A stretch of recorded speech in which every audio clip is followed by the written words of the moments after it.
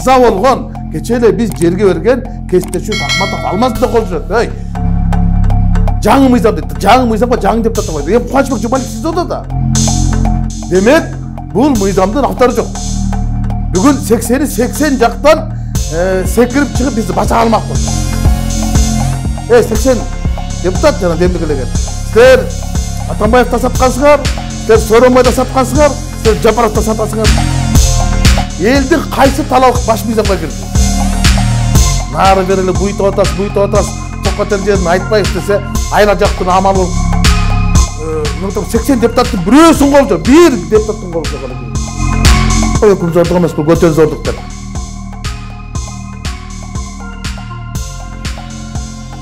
Булар спикер баш болуп да бир нече депутат баш болуп айтып атпайбы? Ушул баш мыйзамды 80 депутат демилгелеген, 80 депутат ушул баш мыйзамдын автору деп атат. Буга эл ишенбей турат. Эмне айтасыз бул? Мындай да, ошо айтып атканым бар калп. Эгер 80 депутат ушул мыйзамды демилгелеп жаткан болсо, мына бүгүн бизге таркатты. Айбек, сен келгениң баягы орыстар айтканча кстати, неме болду? Мына менин колумда бүгүн таркатылган документ. Ана мына жерде турат. Кыргыз Республикасынын жогорку кеңеш депутаттары бирөөнүн дагы фамилиясы жок. Бул бүгүн күн тартибине кирген маселеде. Мурунку Конституция жогорку кеңешке киргенде Бекбосун Бөрүбаштын колу турат. Ана мен сурадым бүгүн, биз эмнени кабыл алып атабыз? Автору ким, ээси ким, мээси ким десем, автор силерсиз экен дейт. Анда авторлордун фамилиясы 80 депутаттыкын жокко десем, монитордо тур дейт. А мен мониторду карадым. Мониторду караса бул ноябрда жанагы өтпөй калган эл ызычуусунан артка кайтарылып алынган конституциялык өзгөртүүлөргө болгон мыйзам долбоорун авторлордун колун тиркеп коюптур да. Аны 1 март менен киргизип коюптур. 1 март менен кирген документте дагы эле 80 депутат кол койду экен деп карасам, арасында Абдыкеримов, Шаршембектики жүрөт. Ал киши башка жакта мен билгенден. Алярбек Абжалиевдики жүрөт. Дагы башка чет өлкөдө жүргөн бир топ депутаттар Атургай каза болгон кече эле биз жерге берген Кесиптеши Акматов алмасын да кол жүрөт. Чочуп кеттим, кайтыш болгон депутаттын колу кандайча жүрөт? Деп, банан бул айтып атпайбы, бул деген конституциялык эл ойлойт да, ошо каза болгонго чейин койдуруп алган. Эми ушул ачыкка чыгып атпайбы? Анан мен тактадым да, бул мыйзам долбоорун качан койдук десек, мына бул жаңы мыйзам дейт. Жаңы мыйзамга жаңы депутаттар койду. Эми Кубанычбек Жумалиев СИЗОдо да. Абакта жатат. Анан дагы бир кызыгы Максат Сабировдун колу жүрөт. Максат Сабировдун 1 мартта ал депутат эмес, мандат таштап кетип калган да. Бүгүн болсо жаңы депутат антып бербеди. Демек, бул мыйзамдын автору жок. Ошончу мен айттым, бул мыйзамдын автору деп баягы алагышын аттап ачык эле айтпайсыңарбы? Биз аппарат президент жаздык, онун конституциялык кеңеш Бөрүбашев жазды. Аткаруучу силерсиңер деп. Эл деле ушуну түшүнүп турат да, бирок эмнеге айтпай атышат? Эми айтпай атканымда бүгүн көрбөдүңөрбү Айбек? Эгер 80 депутат болсо, бүгүн 80 жактан секирип чыгып бизди бача алмак болчу. Бүгүн болгон 2 депутат таланды да калды. Үмбеталы Кыдыралиев менен Бакыт Турусбеков эле. Калган депутаттардын бардыгы, автормун деген депутаттардын бардыгы чыкпай башын салып отурушты. Анткени бир калган бар билип турат, биз демилгелеген ноябрда кол койгон мыйзам ал өзгөртүү болчу. Бул жаңы мыйзам экен. Жаңы мыйзам болсо анда жаңыдан кол чогулткыла, анда жаңыдан талкууга чыгаргыла. Баш мыйзамды кабыл ала бергиле, биз каршы эмеспиз. Бирок баш мыйзамды кабыл алганда иштеп жаткан баш мыйзамдын беренелерин так сактап туруп кабыл алып, биз ушул менен чыксак эле, анан кийин бизди эл бузарлар, журт бузарлар тигип, мен ошончун айттым. Мүмкүн, мына ушул жана Мирлан Каратбекович айтпадыбы? 80 депутат жана демилгелеген. Силер Атамбаевди саткансыңар, силер Сооронбайды саткансыңар, силер Жапаровду сатасыңар деген мааниде айтты да. Качан болсо эртең биринчилер качасыңар. Биринчи качасы деп. Да ошол сөзгө мен да кошулам. Мына ушул автор болгондордун бардыгы эртең Садыр Жапаровдун кол тибестигин алабыз десе, ушулар эле кайта добуш беришет. Ушулар эле добуш берет. Дагы да биз каршы добуш беребиз. Анткени принцип деген болуш керек да. Эл өкүлү деген сен эң биринчи ириде элдин өкүлү болушуң керек. Эл өкүлдөр палатасы болушубуз керек же эл өкүртөр палатасы болушубуз керек да. А биз эл өкүлдөр эмес, элди өкүртө турган палата болуп калдык. Элдер айтып атпайбы, элдер каалаган, эл каалаган депчи. Эми берден да манипуляция да, Айбек. Мына эл каала дейт. Кана эл кааласа, элдин кайсы талабы баш мыйзамга кирди? Эл курултай деген. Курултай кирдиби? Кирген жок, кечирип коюңуз. Я кирди, мурункудай кылды. А бирок Конституциялык орган болуп кирген жок да. Алар сунуш берет экен. Ал сунушту каалаган киши берет да. Алардын сунушу эске алынабы, эске алынбайбы десек биз буну кийин конституциялык мыйзам менен киргизип коебуз дейт да. Бул дагы элди алдап атат. Элди көзөмөл жок. Бул бийликти баягы башында эл турат, эл өзүңөрдүн бийлигиңерди өзүңөр алгыла деген элге шылтоп, элдин коомчулуктун немес манипуляциялап туруп бүт бийликти бир киши өзүнө алып атат. Түркмен Садыковдундай бул түркмен баш мыйзам эмес, бул түркөй баш мыйзам. Бунун баш аягы жок. Жанагы Өмүрбек Чиркеш тууралайт. Эбегейсиз бийликти эптей албайт деп атат да. Мынау азыркы өкмөт, Айбек. Азыркы өкмөт ушул жаңы баш мыйзамга ылайыкталтырып жасалды. Ушул менен кете беребиз депчи, баш аламан болбоду. Мына бир министрдин 8 орун басары, 11 4 мисалы бажы кызматы, салык кызматын, экономика, финанс министрлигин, госком имуществону, Финразгону, кыргыз патентти 11 немени бир нерсеге бириктирип салды. Мурда 4 аялы бар кишиге дагы 4 токол алып бергенде эле көп болбоду. Башкара албай калбады. Азыр өкмөт. Анан уже бул эксперимент болушу керек да. Бул болбойт экен. Биз жаңы баш мыйзамды кабыл алсак, ушундай болуп калса, азыр кыйналып калбады. Мына азыр өкмөт иштей албай калды. Анткени агенттиктер, департаменттер өкмөттүн өзүнүн курамында болуп, өкмөт аркылуу өзүнүн саясатын жүргүзчү да. Азыр алардын баары министрликке кирип койду. Министрдин буйругу бул норматив программа ак болбой калат да. Аны жокко ал өкмөттүн токтомун өйдө тура албайт да. Мына ушундай баш аламандыктардын баардыгы камтылып калды. Баш мыйзамдын ичине эмес, сырты баш мыйзамды бузуу жолу менен кабыл алынат.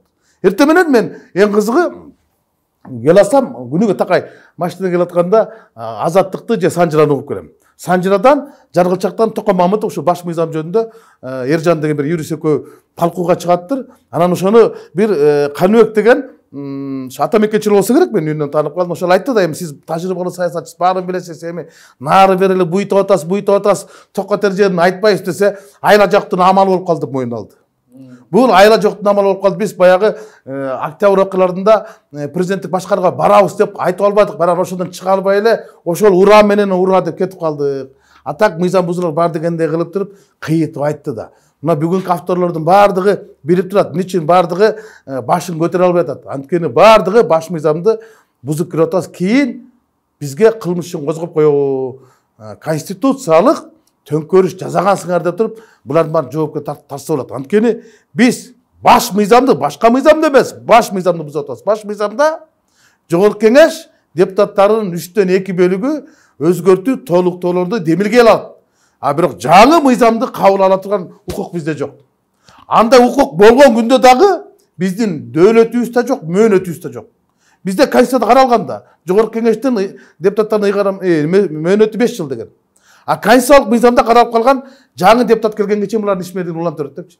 Бунун өзүндө талаш пикир бар.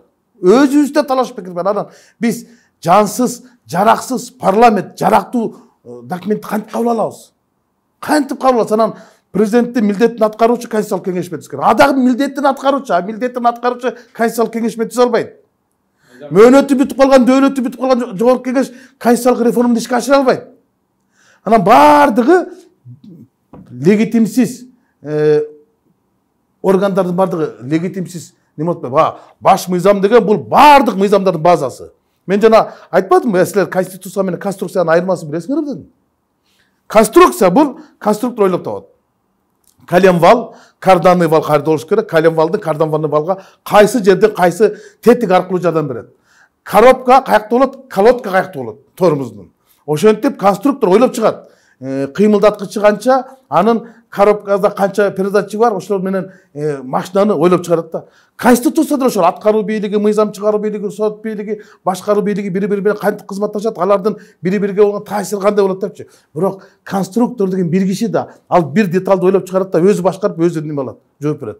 А бу жерде койчу көп болсо кой арамет болуп, же көп суур ийин каспайт, ийин каспайт депчи. Бу жерде 80 депутат, анан 80ден ашык конституциялык кеңешме дейт да. Бирок бирөө дагы мен автордун айтпай атат. Бөөрү башып атат, силерсиңер деп атат. Биз силердики оңдоп бердик деп атат. Депутаттар атат, жок, силер башканы бердиңер деп атат. Анан ушу кантип кабыл алабыз? Автор эмесмин деп айтып аткан депутаттар колдонуучу менен санап бериңиз элге. Автор эмесмин деп, мисалы, Эмил Токтошов чыктым деди. Ал Азимушт айткан. Гүлзина Бешенбай деген бүгін айтты, мен шақыртып алдым деді. Чынара Урумқалиева айтты. Мен өзімдің демилгелегем немемден баш тартамын деді. Анан 80 депутаттан бүгін айтты, бұрын да айтышқан. Өткенде Қожабектер айтты. Рысбаевтар айтпады, бұл башқы мыйзам башқа мыйзам екен деп. Мына бүгінгі егер 80 депутаттың біреуісінің қолы жоқ, бір депутаттың қолы жоқ әлі кіргесте. Жаңағы 84 депутаттық ал ноябрда кірген кішілердің ноябрда бері қанша депутат мемлекеттік қызметке кетті тұрау, біреусі өтіп кетті, башқалар башқа жаққа қызметке кетті. Ана ошол бар қол жүрбей, аны демек жарақсыз да. Бирок акыры эртең ушул тизмедеги депутаттардын фамилиясын, аты жөнүн элге чыгарыш керек да, айтыш керек. Мен ошону тактап атам да. Ондо алып чыгат да, бирок сиз айтып жана кеткен депутаттар, өлгөн депутаттар. Эми бүгүн түнү менен иштейт. Эртең иштейт. Анткени бүгүн биринчи окууда, эмки жумада экинчи, үчүнчү окууда кабыл алыш керек. Анткени 1 айлык мөөнөт бериш керек да. Борбордук шайлоо комиссиясына даярданганга, бюллетендер даярдаганганчы.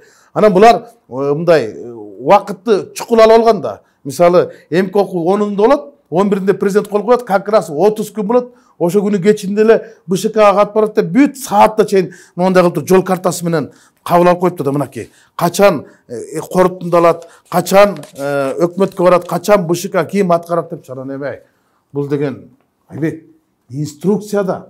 Инструкция менен сен эмне кыласың? Сен бир антигриппин алсаң, ошонун инструкциясын окуйсуң. Канча таблетканы кайсы маалда врачты назначить беришсиң да. Бизге деле ушундай кабыл алып атпайбы? Биз эми дарынын кабыл алгандай эле кабыл алгыла деп атпайбы?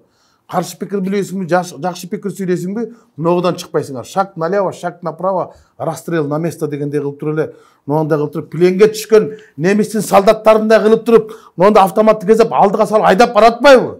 Жогорку Кеңеш буга чейин чимкирик парламент деп элге кеңири тараганда бирөөтөгө чимкирик кылабыз дешкен. Мен ошону айтып атам да, биздин жаман жерден этеңер айрылып калды. Силер элге шермен шүмшүк көрүнүп калгансыңар. Бирөөтөгө шүмшүк көрүнгүлө дагы могу документти кабыл алып кеткиле деп туруп бизге мойнубузга илип атпайбы? Анан ошону байкуш депутаттар, кээ бир кесиптештерим айла жоктон отурбайбы? Нары карап, күлүп, бери карап, ыйлап, мени бир карайт. Көздөрүн көрсөң, көздөрүндө мындай тунарык да, мындай неме жок да. Эртең ушу менен мага иш козгойбу деген бүдөмүк ойлор менен, күдөмүк көздөр менен кабыл алып атпайбы? Мындай болбойт да. Баш мыйзамды бул база, бул эл менен бийликтин ортосундагы келишим, это договор. Анан эл менен бийликтин ортосунда келишимди бийлик өзү элдин өкүлдөрү менен келишими жок эле зордук менен баягы Доормек Садыров айтат го, өкүм зордук эмес, бул көтөн зордук деп. Ошондой кылып кабыл алып атпайбы? Мушту менен да. Буну мындай кабыл албаш керек да. Мен ошого каршы болуп атам. Мейли, баш мыйзамды киргизгиле. Бирок мыйзамды регламенттен так сактап киргизгиле. Элге чыгаргыла коомго. 6 айлык неме кылгыла, 2 айдан окуу болсун, авторлор ачык болсун, элдин калың катмары өзү неме кылсын. Эң негизгisi баш мыйзамды алмаштырганга бүгүн негиз бар беле. Мисалы эртең мен айтып атат, биринчи экономикалык, экинчи социалдык маселелерди чечиш үчүн дейт да. А бул баш мыйзам кабыл алганда бюджет үз толобу? Бул мыйзам кабыл алынганда пенсия пасоо көбү? Геп ошо да, геп ошол. Эки гана нерсе негиз болуш керек болчу. Баш мыйзам өзүнүн кедергисин тийгизип, биз эл көтөрүлүп, баяна көтөрүлбөй жатат. А мына бүгүн ушул баш мыйзамды кабыл алгандан эртең бензин баасы арзандайбы? Эртең пенсия менен пасоо көбү? Эл ошону билиш керек да. Элге баш мыйзамдын алмашканын, башчынын алмашканын кажети жок. Элге жашоонун алмашканы керек. Элдин көксөгөнү ошол. Эл биздин жашообуз өзгөрсүн, бийликтин көйнөгү өзгөрбөсүн, биздин көйгөй өзгөрсүн деп атат. А булар болсо эл каалады. Эл эмнени каалады? Булар манипулируйт. 10 январдагы болбоду жанагы президенттик шайлоо менен референдум чыгып койбоду. Ошондо чынында мыйзам боюнча мындай кылыш керек болчу. Мына президенттик башкаруу формасы мындай. Мына парламенттик башкаруу. Парламенттик башкарууда премьер-министр башкарат, президенттик башкарууда президент өз премьерде баарын өзү башкарат. Десе анан эл тандайт эле да. А элге эч кандай немеси жок. Эле мисалы китепти сыртын эле берип койду окуп алсын. Ичинде эчтеке жазылган эмес. Ушуну президенттик парламенттик башкаруу деп койду. Жана Капаш айтып кетпеди? Парламенттик башкаруунун дагы президенттик башкаруунда түркүн формалары бар. Жана эки Кореяны салыштырып айтпады. Мисалы Россияда президент бар, премьер-министр бар. Казакстанда деле президент бар. Анан бизде кандай болот? А бизде болсо президент бир эле убакта премьер-министр, бир эле убакта эле президент, бир убакта аппарат башчысы. Бул кандай болуп калды? Ана кимди жоопкерчилик алат? Өкмөттүн отставкасын президент кабыл алат дейт. Өз аткаруу бийлигинин башчысы болсо өзүнүн отставкасын өзү кабыл алабы? Бул кандай? Ана баш мыйзамды жазганда дагы жана мыкты Юсупович айтып атпайбы, буну тиги Португалия менен Испаниянын баш мыйзамынан көчүрүп алыпсыңар депчи.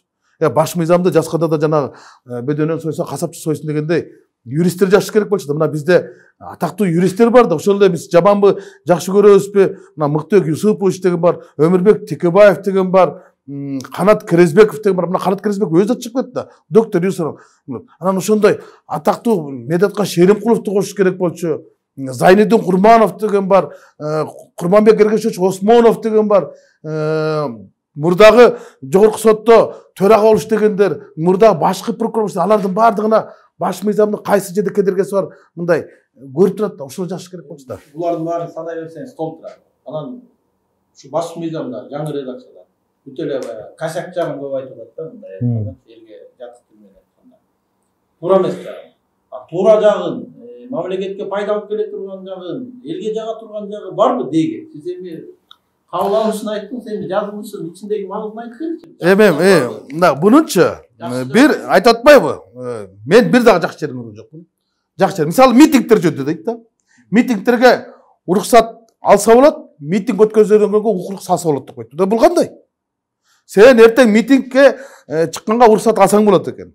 Бирок кайсы бир ушул жердеги домком мага микрофондордо неме болсо мен жүрөгүм ооруйт. Берги митинг өтпөсүн айтып койсо болду. Бул ошонун пикирин эске алып сен митингге запрет кылып коет. Анда неге сен укук берип атасың? Неге сен укук берип атасың? Анан бул негизинен бүт бийликти бир кишиге берип атат. Бирок жоопкерчилик бербей атат. Айтып атпайбы, жоопкерчилик. Жоопкерчилик кайсы жерде камтылыш керек? Анын жоопкерчилиги кандай? Сен эмнеге кантип элге жооп бересиң? Сен жооп бербейсиң. Жок дегенде сен жооп бере турган бир гана жери бар болчу, бул импичмент маселеси. Туурабы? Мурун 40 депутат демилгелечи. Анан башкы прокуратура иликтеп, анан кылмыш жоопкерчилик тартуу боюнча президент макулат мына Атамбаевдикындай кылып турчу. А буда болсо 80 депутат эми. 80 депутат президентке каршы чыга алабы? 40 депутат каршы. Анда бул иштебей турган берене да. Анын эмне кереги бар? Анан ал дагы оңуп калгансып, Конституциялык палатадан уруксат алат экенсиң эми. Башкы прокурор макул, мен президентти мындай чыккынчылык кылды, мамлекетке жоопкер тартууга макул. Жок, сеники жетишпейт. Конституциялык палатада берсин дейт да. Эле биз мындай президенттин эбегейсиз бийликтин бардыгын эки тизгин бир чылбыр эмес, бардыгын берип салдык. Сот бийлигин, аткаруу бийлигин, мыйзам чыгаруу бийлигин, бардык бийликти бир кишиге бердик да. Мындан кийин жогорку кеңештин депутаттары макул болот, макулдук болот да, макул деген эле добуш берет, болду.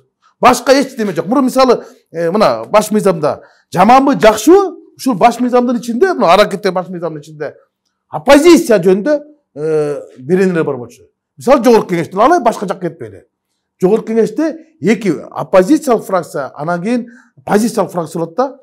Аз болсо дагы 20 депутат болсо дагы эки комитет берилип атат оппозицияга. Эки комитет килеген комитет берилет. Бул укук коргоо, экинчи бюджет.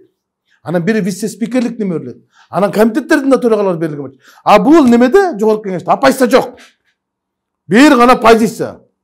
Мен айтканымда болот. Оппозициялык фракция болот. Мисалы борбордук шайлоо комиссиясын 12 болуп турганбыз. 4-өн президент, 4-өн жарандык коом, 4-өн жогорку кеңеш берчи, оппозиция берчи да. Азыр жок. Эсеп палатасында жок, сотторду тандоо кеңешинде жок. Мындайча айтканда, бул конституциянын ичинде оппозиция деген бир дагы нерсе жок. Мындайча айтканда, каршы чыккан киши болбош керек, каршы сыйлаган киши болбош керек, жакшы сүйлөгөн киши болуш керек дегенге берем. Азыр бул көрүп аткан көрүүчүлөр айтат да. Момбек бул жогорку кеңеште оппозиция, Жапаровго каршы, кантип эле ушу толгон токой баш мыйзам беренелеринде ныпын бир жакшылык алып келе турган бир берене жок. Бул ичкиликтен айтып атат деп ойлойт. Эми жакшы жагы эми мындай да. Элге мисалы бул үмүт берет. Үгүт берет. Бирок айланып келип күйүт берет. Анткени бул жерде адамдын эркиндиктери, адам сөз эркиндиги бар, адамдын укуктары, баланын укугу, атанын укугу, мыйзамдардын эмеси, бийликтин чектөөлөрү, бийлик элге кандай кыянаттык кылбаш керек, эл бийликке кандай тоскоолдук кылбаш керек, бардыгы так жазылган. Булардын пайдалансаң болот. А бирок майдаланып кеткенде баш мыйзам пайдаланып кетет. Биз эл талкууга чыккан жок да. Мен эмне үчүн каршы болуп атам? Эл деле талкууласын да. Эл дагы өзүнүн сунушун киргизсин да. Мисалы эл эмнеге нааразы? Эмне үчүн 9 жолу баш мыйзам алмашты, 6 жолу президент алмашты, жашоо алмашкан жок. 30 жолу өкмөт алмашты. 30 жолу өкмөт алмашты. Жашоо алмашкан жок да. Анан улам эле келген кишилер баш мыйзамдан. Эми бүгүн ушу баш мыйзамды азыркы баш мыйзам менен эң сонун башкарып атат. Сот бийлиги дагы, аткаруу бийлиги, мыйзам чыгаруу бийлиги бүгүн Садыр Нуркожоевдун колунда. Каалагандай башкарса болот. Скрипканын таяк колунда. Анан эмнеге мешайт этип атат? Эмнеге бул жолго барып атат? Дагы мага бергиле жооп. Сен жоопкерчиликти азыр деле алып бер. Бардыгын алып бер. Бардыгы элеппай дейт. Азыр жогорку кеңештин өзүнүн ыйгарым укуктары бар. Өкмөт отставкага кетире алат. Бирок тияктуу уруксат кетире албайт. Жок да мындай. Эрки жок. Анан негизи мен ошон үчүн ачууга салып айттым да. Садыр Нуркожоевич, бул сизди бактылуу кылбайт, убактылуу кылат. Абайлаңыз деп. Сиздин тегереңиздеги адамдар буну атайын үңкүр кылып казып койду. Ошол эле сизге бүгүн Демиргородко 80 депутат кече эле Атамбаевка кошомат кылып жүрүшкөн. Кече эле Сооронбайга тегирип жүрүшкөн. Бүгүн ошол жака барып алды. Ошол эле мурдагы эле немени биз кайта өз мутубуз менен басып атпайбызбы? Эми дагы бир суроо туулуп атат да, ушул жана Садыр Нуркожоев айттым деп атпайсызбы? Мен билем мына. Сиз мына Роза баш мурункуларын айтпаганда Роза Отунбаева, Алмазбек Атамбаев, Сооронбай Жээнбековдерге мындай байма-бай кирип, ошолорго иш айтып, алар менен сүйлөшүп турганбыз да. Пикир алышып дейт. Анан мына Садыр Жапаровго кирип, жолугуп, сүйлөшүп, сизди кабыл алып, ушундай ачуу сындарды айтып атасызбы? Жок. Жок, андай менде бир дагы мүмкүнчүлүк болгон жок. Мен Садыр Нуркожоевич мен бир дагы мындай чакырган да жок, мен суранып да барган жокмун. Бирок ал киши маалымат алып атат. Кимдин Жанар Акаев нени сүйлөдү, Текебаев нени сүйлөп атат, коомдон ал кабардар. Ал киши мындай социалдык тармактардын баардыгын карап отуруп жазып атпайбы? Ал мени кабыл албаса деле менин пикиримди билип атат. Менин пикиримди билип атат, башкалардын пикирин билип атат. Бирок коомдун пикири оондун пикиринен жогору турат да. Оондун пикиринен коомдун пикири жогору турат да. Ошо коомдун пикирин эске алып, сен таки чындык ушул жакта, мен шашпашым керек эле. Мен айтып атам да, тааныштар аркылуу айтып атам да. Садыр Нуркожоевич кайка шашып атат? Азыркы баш мыйзам менен деле баардык бийлик колунда. Шашпай эле отуруп, күзгө чейин жаңы парламенттик шайлоону өткөрүп, парламенттик шайлоо келгенден кийин жаңы парламент шайлоо, мурунку парламенттик шайлоонун мөөнөтү узартып кеткен, айла жоктон. Аларды мына жаңы шайлоону дайындап берди, Кыргызстанда туруктуу орнотуп берди, рахмат деп жаңы шайлоону өткөрүп, анан ошо жаңы шайлоого эми жаңы баш мыйзамдын долбоорун даярдагыла. Мыйзам жолу менен деп, анан 1 жылдык мөөнөт менен элдин толук катмарын калыштырып жаңы баш мыйзамды кабыл алса, бул 2-3 жыл өзүнүн баягы мөөнөтүн узартпак. Анан жаңы баш мыйзамга барса дагы бир киши каршы чыкпаган эмес. Мен ошондо айтмакмын, туура деп. Анан бул азыр эми баягы биз ура деп айтып алганбыз, элге убада берип алганбыз, анан 10 январда эл чечти, бирок 10 январ задним числомда, ноябрда Конституциялык кеңешме чыгып калганда. 10 январда эл колдоп берди деп туруп, ноябрда Конституцияга киргизип атпайбы? Эгер оппозициялык маанайдагы депутаттарды чогултуп эртең Жапаров жолуга турган болсо, барасыңар да? Барабыз. Барып айтасыңар. Мен барганда да айтмакмын. Сиз чечимди баары өзүңүз кабыл аласыз. Кемчилик болобу, чекилик болобу, баары деле сиз мойнуңузга аласыз. Сиз жоопкерчиликти алып жаткан жоксуз. Сиз тобокелчиликти алып жатасыз. Мен президенттикке каршы эмесмин, мен президенттик башкарууга каршымын. Сиз дагы каршы болуңуз, сиз дагы жакшы болуңуз. Анткени бунун аягы жакшылыкка алып келбейт. Ушуну бир эсиңизден чыгарбаңыз деп айтканга менин алым жетет. Анан башкалар айтат, жок, аларды укпа. Алар сайрай берет, алардын колунун тилинен башка колунан эчтеке келбейт деп коет.